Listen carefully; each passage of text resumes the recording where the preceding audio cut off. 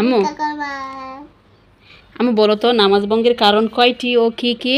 নামাজ ভঙ্গের কারণ 19টি। কি কি?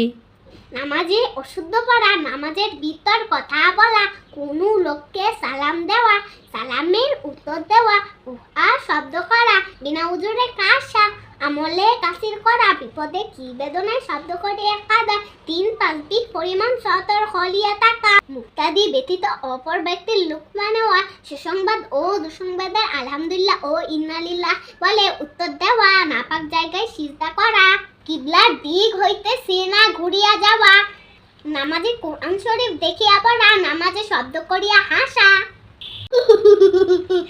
নামাজে কোনো সাংসারিক বিষয় প্রার্থনা করা, হাঁচির উত্তর দেওয়া, নামাজে খাওয়া ও পান করা, ইমামের আগে মুক্তাদি দাঁড়ানো, এইসব করিলে আপনার নামাজ ভেঙে যাবে। সুতরাং সাবধান